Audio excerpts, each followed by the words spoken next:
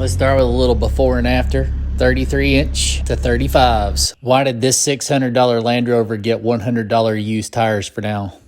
Tires are impossible to come by right now. It would have made it easier if I would have just changed my hub diameter with some wheel adapters, basically, to go to something more closer to what a Jeep would run, and utilize maybe a 17-inch rim as opposed to the 16-inch rim. One of my buddies came through, had something he'd pulled off of his Land Cruiser, so I've got some Goodyear Wrangler MTRs. They're used, but it'll go a long ways into just to ensure that I'm going to be running the right size tire on that. So those are there. We'll check those out here in a minute. And I'll get these mounted and balanced, and then probably knock out a video that shows what that old D2 is going to look like with some 35s on it.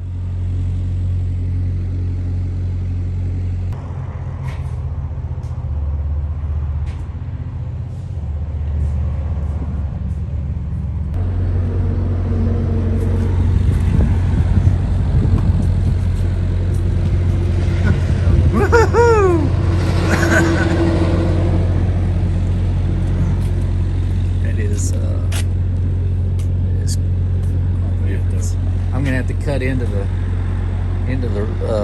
slider a little bit. Just cut it off right there and then recap it. And the front's gonna have to have quite a bit taken off the front. That is. All right, so luckily enough, I've got the things here to remove these old 32.6 or 7-inch Geolanders that are on these Land Rover wheels, so I can dismount these, get my new cheap Wrangler MTR 35s, get those off these Land Cruiser wheels, put them here. Plan on selling these. They're still fairly decent. And anyway, we'll get that thing mounted up back on the D2 and see what goes. But that's the plan. So gonna get these dismounted, get these cruiser wheels back to my buddy, and get them mounted on these D2 wheels. All right, so it's been raining the last couple of days, and I haven't got around to this, but we got the tires mounted onto my spare set of D2 rims that I had laying around. So we're gonna get to that. Uh-oh, what happened here? The other disco collected a nail last night, so I have to get that done probably tomorrow sometime. So I'm just gonna leave it like that until we get it fixed. All right, anyway, let's get to it. $100 set of tires for a $600 vehicle, upgrading to a 35-inch tire. Let's get to it. I'll get a little walk around here of what it looks like with the 33s, and we'll pull it forward, put these new ones on, see how much we're gonna have to trim.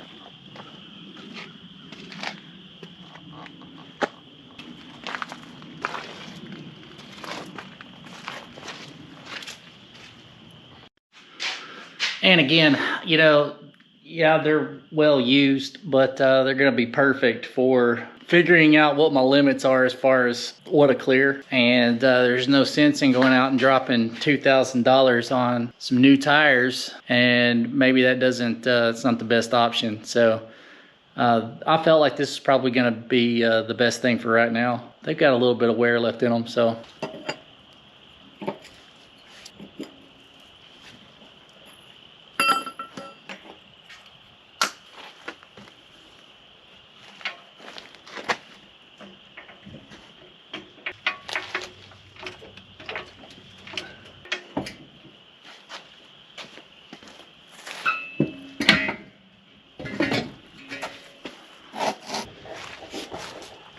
Anytime you're rotating the tires, possibly a good idea to check your torque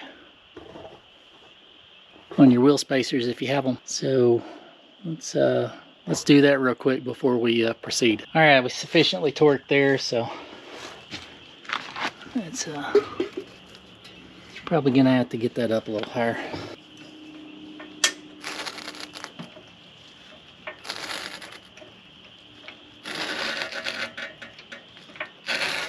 All right, halfway home. And so got the backs to do. That's actually, that's way more clearance than I thought I was gonna have, to be honest with you. Of course, I haven't tried to start stuffing that tire up in there or anything yet. And I'm sure still, I think I'm gonna have to come back to about right here on that. May even cut a little of the corner of that off too.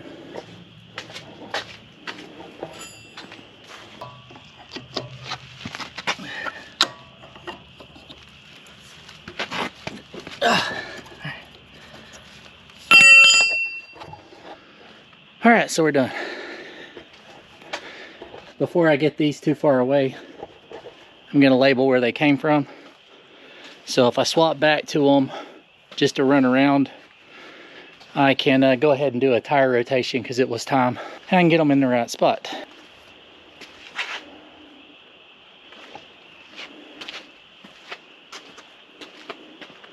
I really thought I was gonna hit here before I even got it in there, but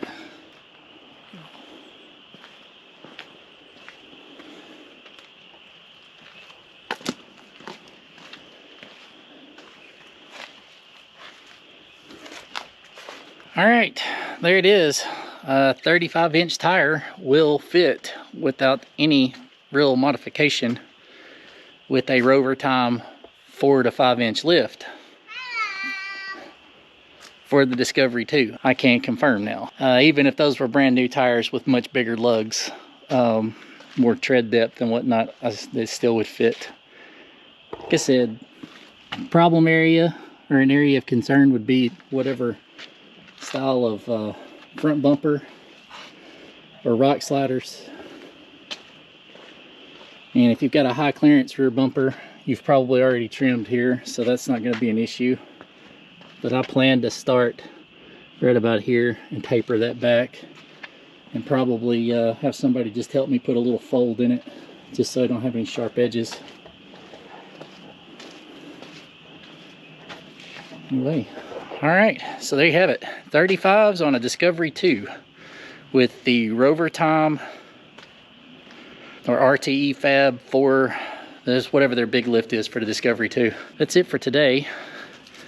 Now I'm gonna be doing some other things, doing the trimming and whatnot, so we'll do some follow-ups as we get the rest of this stuff sorted out. So anyway, all right, we'll be back at you when we make these cuts and whatnot, and flex test this to see how much flex we can get with some 35s. See you next time.